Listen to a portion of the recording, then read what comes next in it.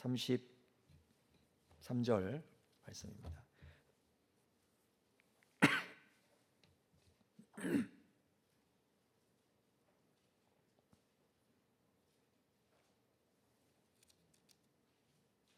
창세기 31장 34절부터 33절부터 보겠습니다.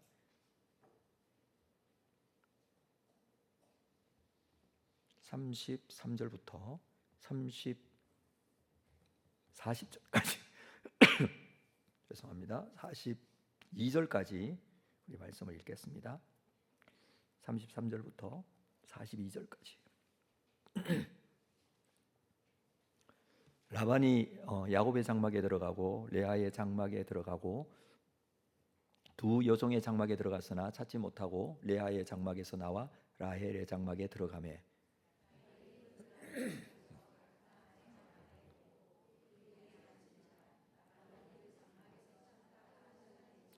라헬이 그의 아버지에게 이르되 마침 생리가 있어 일어나서 영접할 수 없사오니 내 주는 노하지 마소서 하니라. 라반이 그 드라빔을 두루 찾다가 찾아내지 못한지라.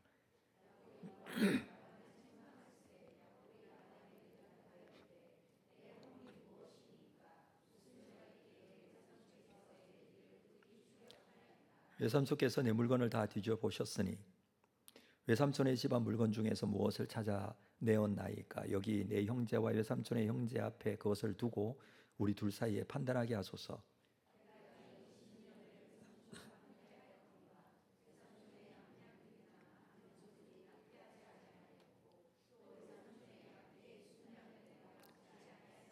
물려 찢긴 것은 내가 외삼촌에게로 가져가지 아니하고 낮에 도둑을 맞았든지 밤에 도둑을 맞았든지 외삼촌이 그것을 내 손에서 찾았으므로 내가 스스로 그것을 보충하였으며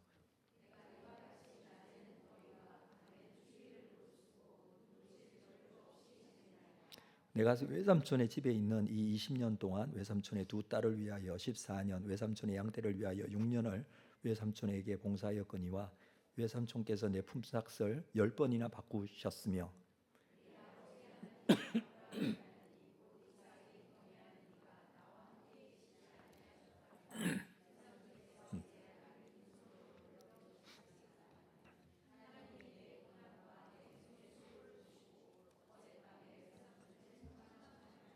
아멘. 네, 할렐루야. 반갑습니다. 우리 한번 인사할까요? 앞뒤 좌우로 반갑습니다. 기도로 승리하십시다. 이렇게 인사하겠습니다.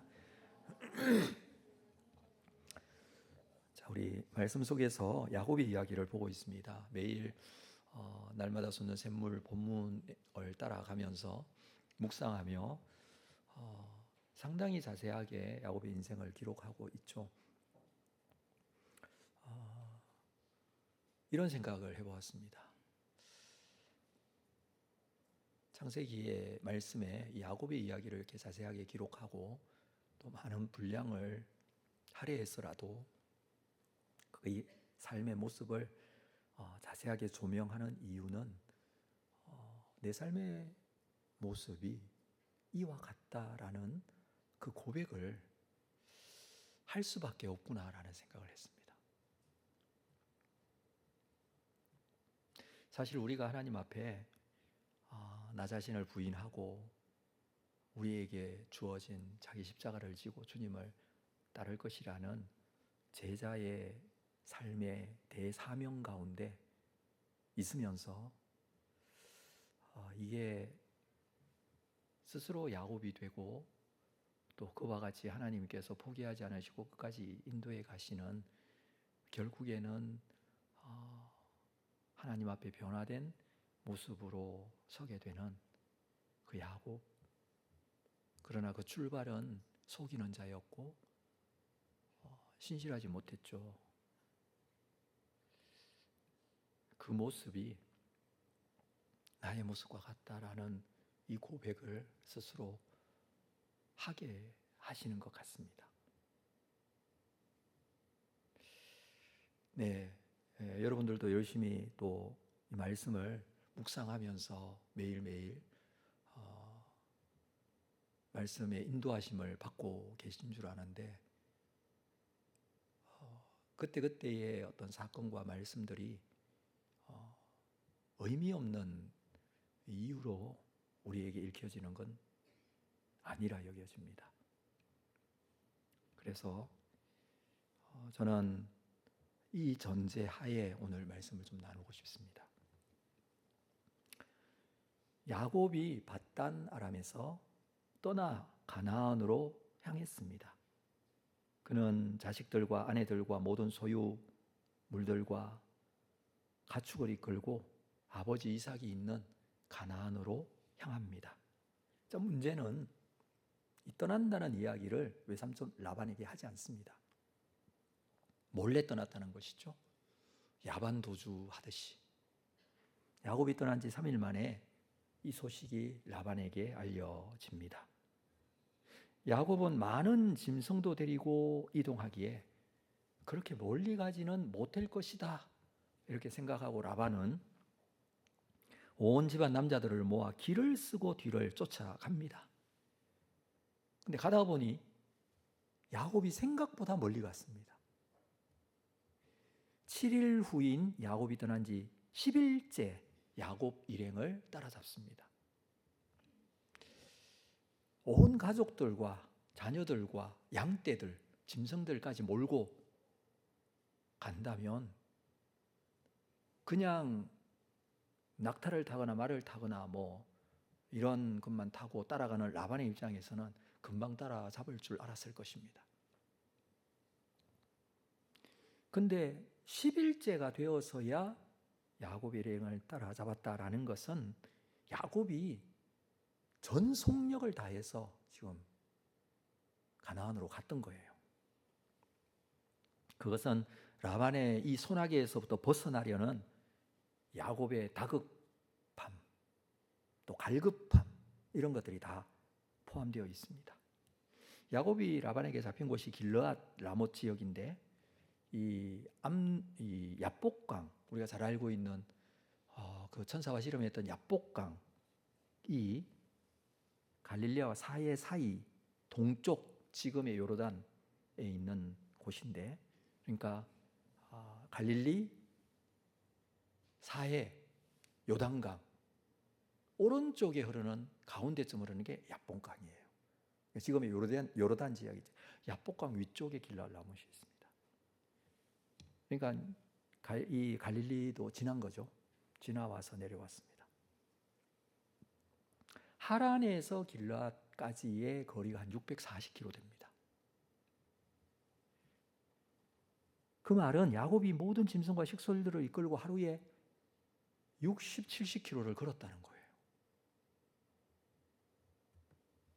당시에 이렇게 해서 이동할 수 있는 최대한의 거리가 20km에서 30km 정도라고 생각을 했는데 하루에 60, 70km를 이동했다라는 것은 거의 초인적인 힘을 발휘해서 그렇게 한 거예요.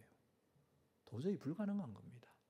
제가 궁금해서 우리 교회에서 한 60km, 70km가 어디쯤일까 재봤어요. 차 타고 가면. 생각보다 멀더라고요. 여기서 양평까지가 60km. 우리가 갔던 가평 우리 마을 70km.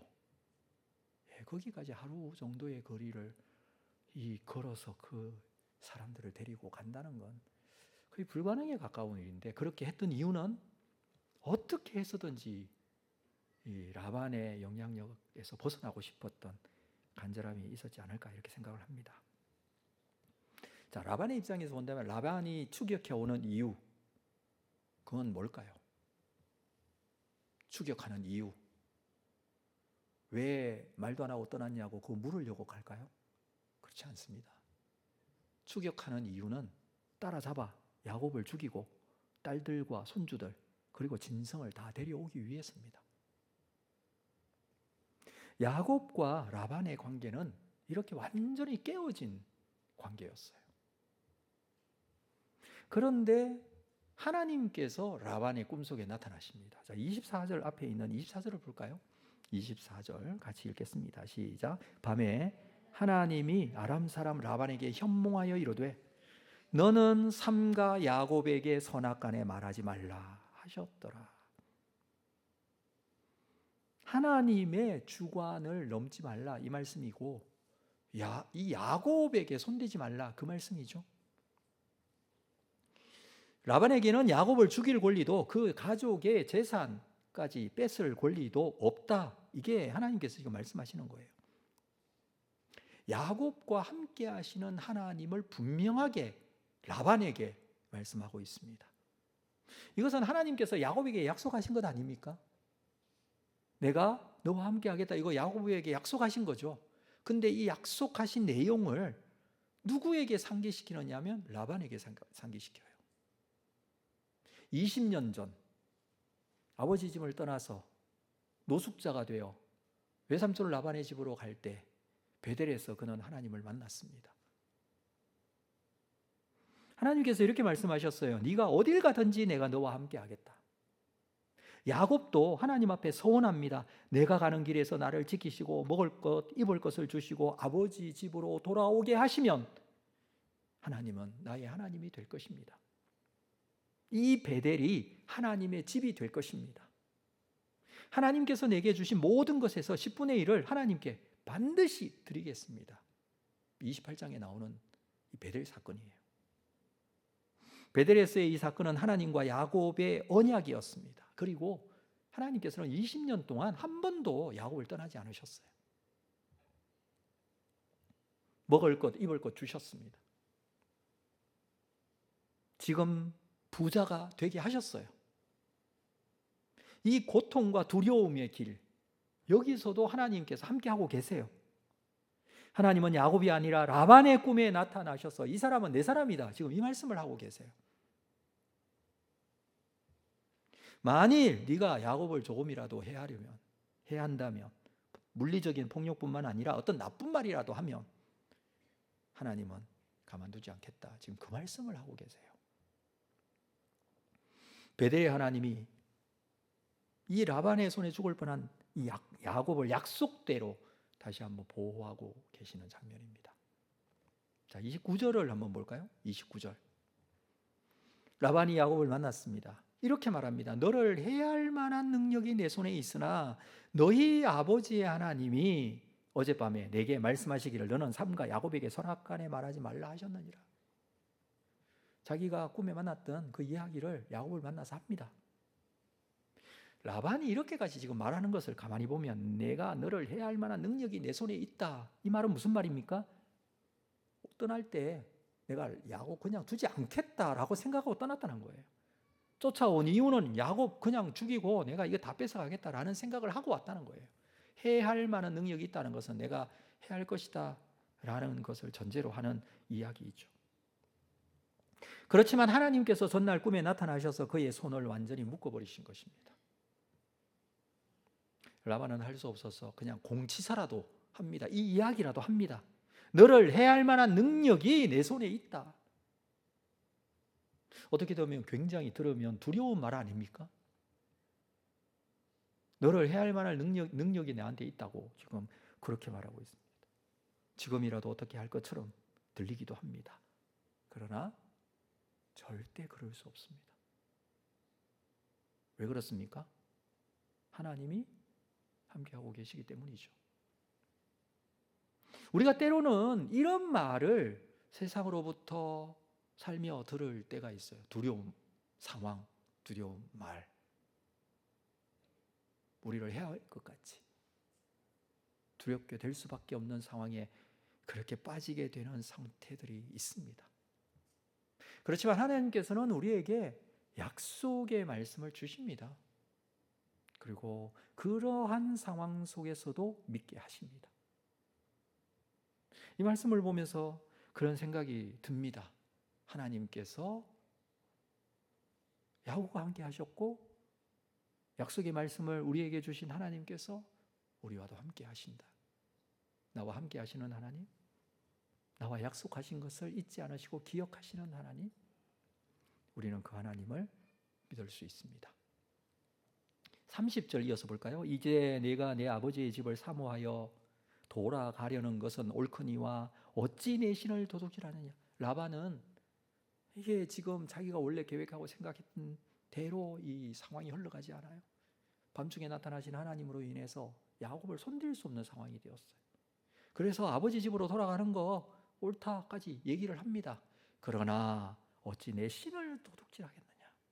자, 또 다른 측면에서 우리가 이 본문을 좀 볼 수 있어야 되는데 이 드라빔 이야기를 하는 거예요. 야곱은 라헬이 드라빔을 훔친 것을 전혀 알지 못하고 있습니다.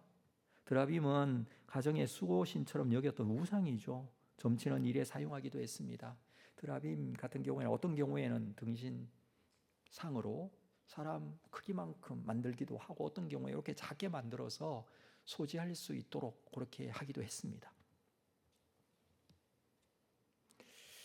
이것을 라헬이 자기 아버지 라반의 가장 귀하게 여기는 이 드라빔을 훔쳐서 온 거죠. 이 사실을 알지 못하고 있던 야곱은 오히려 큰 소리칩니다. 그러니까 떠난 지 10일 동안 아직까지 라헬은 야곱에게 이야기는 하지 않았던 거예요. 근데 큰 소리를 칩니다. 외삼촌의 신을 누구에게서 찾든지 그는 살지 못할 것이요 죽여도 좋다, 뭐 이렇게까지 말합니다. 당시에 야곱이 살았던 이 시대로부터 한 400여 년 전에 우리가 한 번쯤 들어본 함부라비 법전이라는 게 있었어요. 최초의 법전이죠. 이 야곱의 시대로부터 한 400년 전에 있었던 법전입니다. 그 법전에 보면 신전 물건을 훔친 사람은 사형에 처할 수 있다 이렇게 되어 있어요. 그러니까 이 고대 근동의 종교적인 상황은 그랬습니다. 라헬이 아버지에게서 드라빔을 훔친 이 사건 심각한 범죄. 지금 야곱도 그래서 그 이야기를 하는 것입니다. 신을 누구든지 외삼촌의 신을 누구에게서든 찾으면 그러면 그는 살지 못하고 죽여도 좋다라는 그 이유가 그냥 큰 소리만 치는 게 아니에요. 그때 상황이 그런 상황을 뒷받침해 주고 있습니다. 야곱은 큰 소리를 치고 있지만 라헬이 드라빔을 훔쳐서 라반도 속였지만 사실 야곱도 속였어요. 야곱이 나오는 이 이야기 속에는요, 속이는 이야기가 굉장히 많이 나와요. 속고 속이고 속고 속이고 그렇게 해요. 야곱은 먼저 에서와 아버지 이삭을 속이죠. 외삼촌 집까지 도망갔는데 라반이 야곱을 속이죠. 그것도 몇 번이나 속이죠. 라헬은 지금 라반과 야곱을 속이고 있어요. 나중에 가서 보면 야곱의 아들들도 야곱을 속여요. 요셉 팔고 나서 죽었다고 속입니다. 나중에 야곱이 가나안으로 돌아와서 그 이후의 삶을 보면 야곱은 더 이상 속이지는 않아요. 그러니까 이 바단 아람에서의 20년의 세월은 야곱이 새롭게 태어나는 굉장히 중요한 시간이었습니다. 고생했다 할 수 있고 어려웠다 할 수 있고 그 인생에 있어서 정말 힘든 시간이라 할 수 있지만 그 시간은 이 속이는 자 야곱을 새롭게 태어나게 하는 그런 시간이었어요.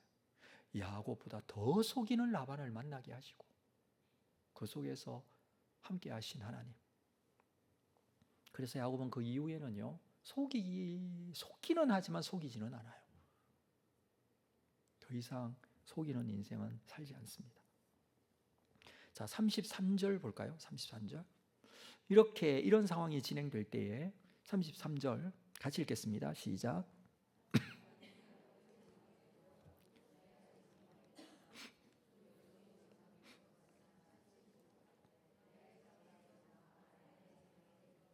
네, 라반은 야곱의 장막, 레아의 장막, 두 여종의 장막 들어갔지만 드라빔을 찾지 못합니다. 다 뒤졌겠죠. 어떻게 해서든지 그 둘이라도 잡아야 되니까 드라빔 찾기 위해서 장막에 들어가서 다 뒤졌습니다. 그런데 다 찾지 못했습니다. 34절 볼까요? 라헬이 그 드라빔을 가져 낙타 안장 아래에 넣고 그 위에 앉은지라. 라반이 그 장막에서 찾다가 찾아내지 못하매. 라헬이 이 드라빔이 작았던 것 같아요. 그래서 낙타 안장 밑에 넣어두고 그 위에 앉아 있습니다. 어디에서? 장막에서. 그렇죠? 장막에서.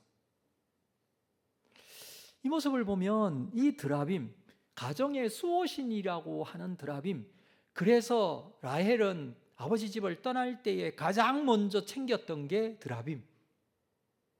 이게 자기가 생각할 때에는 아버지 집에서 제일 중요하다고 생각하고, 자기가 생각해도 제일 중요하다고 생각하고 가져온 이유, 수호신이기 때문에, 나를 지켜줄 것이기 때문에, 훔쳐서라도 내 것으로 만들고 싶어서. 지금 그렇잖아요. 우리는 이 모습 속에 드라빔과 하나님을 비교해서 볼 수 있습니다. 하나님은 살아계시고 야곱과 함께 하시면서 지난 20년 기간 동안에 온갖 수단과 방법을 동원하여 사위인 조카인 야곱을 괴롭힌 라반을 하나님께서는 꼼짝하지 못하게 하세요. 그렇죠. 꼼짝하지 못하도록 지금 하세요. 그런데 드라빔은 어떻습니까? 드라빔은 라헬이 깔고 있습니다. 그냥 깔고 앉아 있어요. 너무나 무능한 수호신. 라헬도 이 드라빔이 뭐라고 이렇게까지 속이면서 가져가려고 하는지 모르겠습니다. 그래도 그 드라빔이 어떤 능력이 있다고 생각하고 믿고 있었던 것 같아요. 그렇게까지 하고 가져온 이 드라빔인데 라헬을 지키지 못하죠. 나중에 그 아들 베냐민을 낳다가 그는 결국 죽습니다. 상고로 인하여 죽게 되죠. 지금 라헬은 아버지를 속이고 있습니다. 이렇게 말합니다. 내가 생리가 있어서 일어나지 못합니다. 참 우스운 상황 아닙니까? 낙타 안장 아래에 드라빔을 놓고 그 위에 앉아 있는 라헬을 생각해 봐도 언뜻 보기만 해도 좀 수상하지 않습니까? 여러분, 우리가 충분히 그 생각할 수 있지 않을까요? 그래, 알겠는데 그래도 한번 일어나 봐 라고 할 수 있지 않나요? 조금만 생각하면 그렇게 말할 것 같은데, 물론 뭐 생리 중에 있는 여성은 그때의 문화는 가까이 가지 않는 게 그때 당시의 문화였지만, 그렇지만 라반은 라헬의 말에 그냥 돌았습니다. 그럴 수밖에 없는 이유가 있어요. 그냥 돌아설 수밖에 없는 이유. 무엇 때문일까요? 네, 하나님께서 그렇게 하게 하신 거예요. 자, 이 상황에서 야곱은 엄청 화를 냅니다. 36절. 야곱이 노하여 라반을 책망할세. 야곱이 라반에게 대답하여 이르되 내 허물이 무엇입니까? 무슨 죄가 있기에 외삼촌께서 내 뒤를 급히 추격하나이까? 지난 20년 동안 쌓였던 감정이 다 터져 나옵니다. 그가 라반에게 당했던 게 얼마나 많은데 그 서운한 감정이 일시에 폭발하듯이 말합니다. 사실 우리가 보아도 야곱의 이 상한 감정은 이루 말할 수 없는 그런 상태 아니었겠습니까? 내 허물이 무엇입니까? 무슨 죄가 있습니까? 뭐 도둑 쫓듯이 이렇게 쫓아왔습니까? 하면서 막 그렇게 노하며 책망하며 화가 나서 말합니다. 37절 볼까요? 외삼촌께서 내 물건을 다 뒤져보셨으니 외삼촌의 집안 물건 중에서 무엇을 찾아내었나이까? 여기 내 형제와 외삼촌의 형제 앞에 그것을 두고 우리 둘 사이에 판단하소서.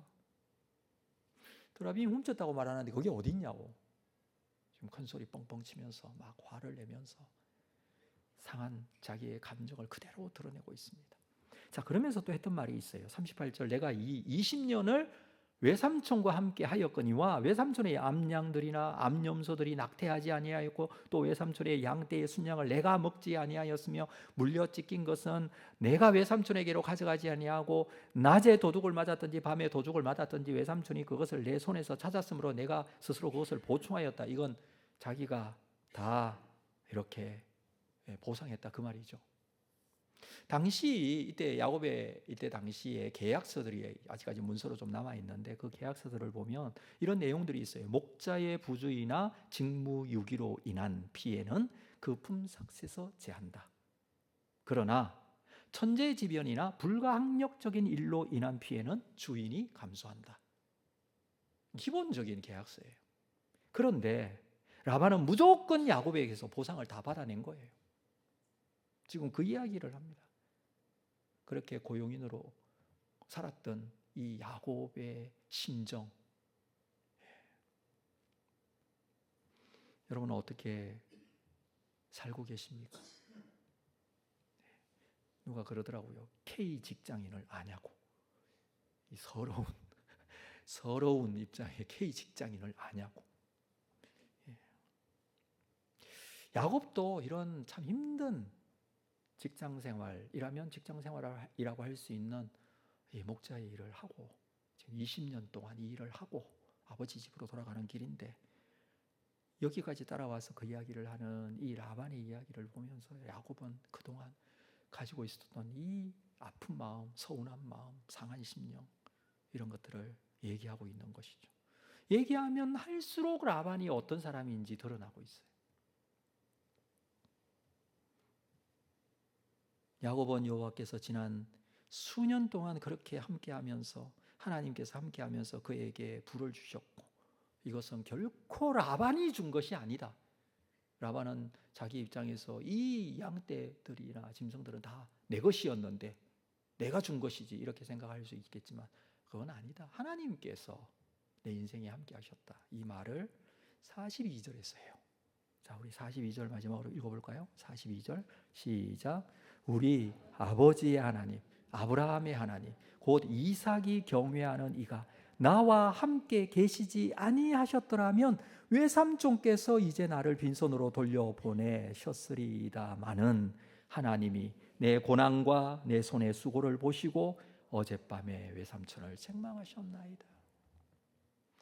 어찌 보면 이건 야곱의 신앙 고백이기도 합니다.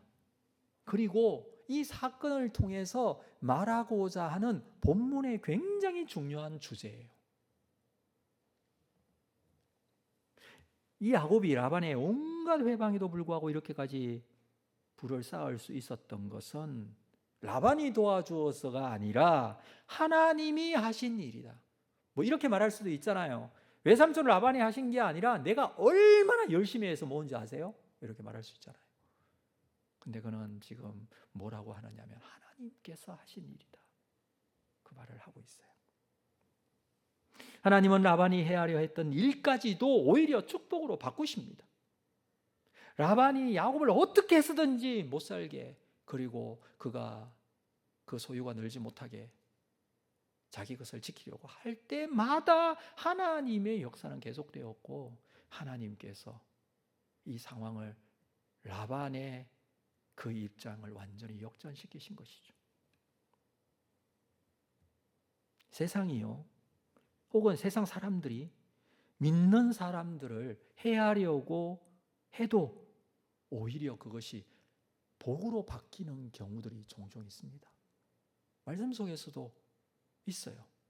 여러분, 요셉을 해하려 했던 형들의 음모가 오히려 요셉과 그들을 축복하는 그런 계기가 되지 않습니까? 이스라엘을 멸하려고 핍박하던 애굽은 결국 이스라엘 백성들을 금은 보화를 주고 애굽에서 나가도록 해요.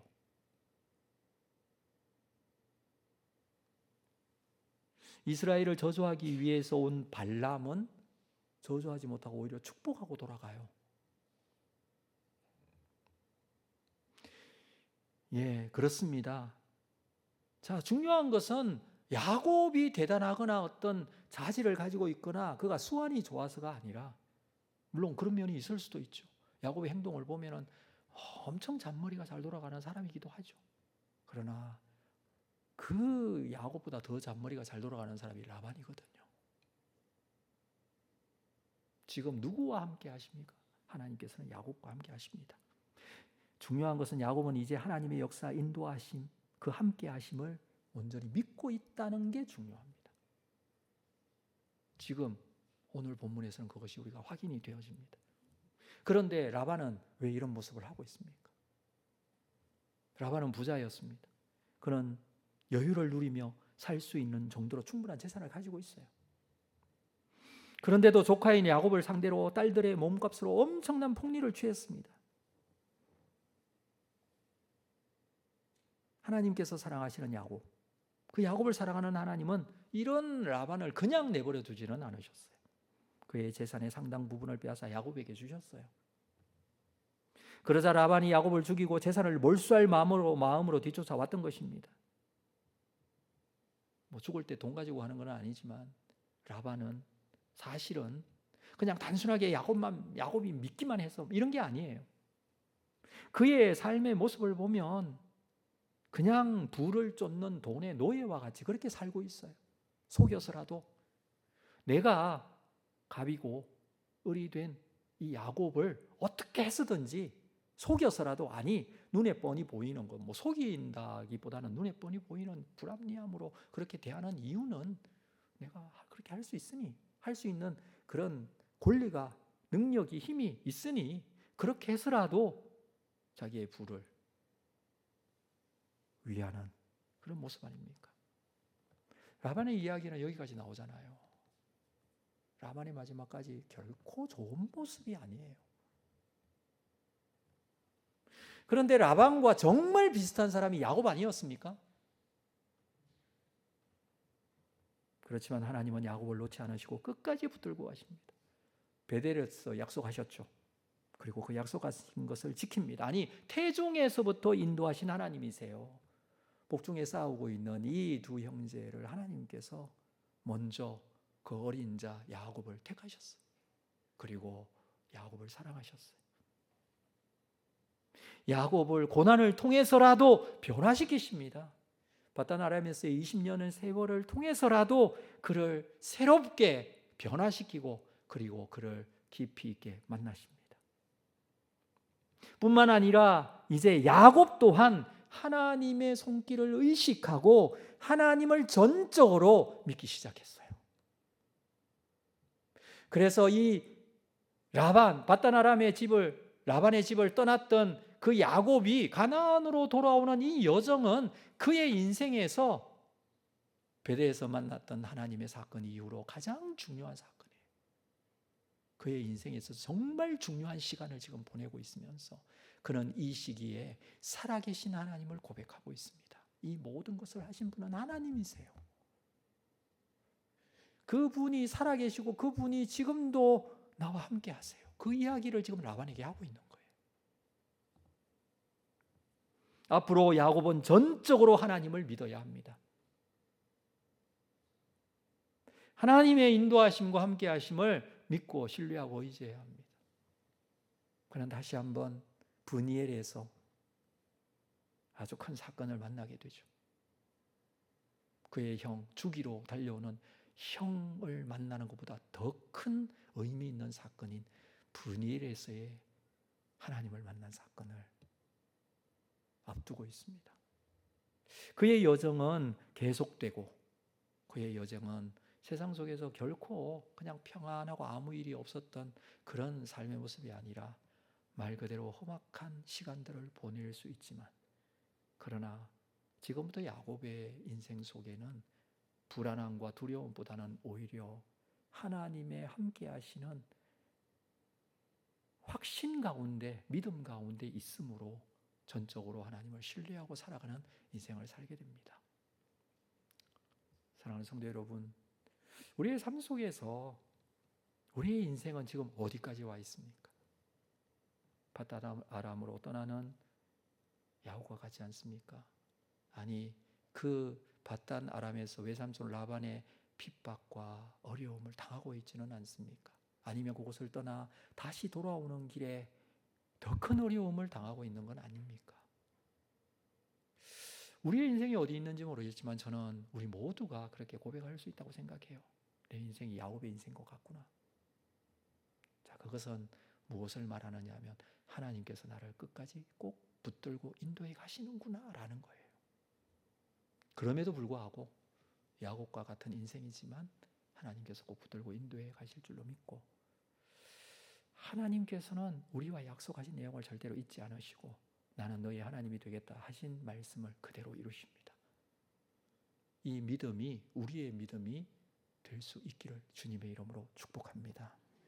이루실 하나님을 끝까지 바라보고 신뢰하고 두려움과 걱정 속에 빠지지 말고 하나님을 신뢰하는 믿음 가운데 우리의 일상생활이 승리하는 믿음의 사람 다 될 수 있기를 주의 이름으로 축복합니다. 기도하겠습니다. 하나님 아버지, 우리의 삶을 하나님의 거룩하신 뜻과 그 은혜 가운데 이끌고 계심을 믿습니다. 우리는 야곱과 같은 자였습니다. 그러나 우리의 인생을 바꾸시고 우리의 인생을 변화시키시고 하나님을 전적으로 믿게 하시고 고난과 역경 속에서도 하나님의 거룩하신 뜻을 보게 하시고 깨닫게 하셨고 또 뿐만 아니라 앞으로도 이끌어 주실 줄로 믿습니다.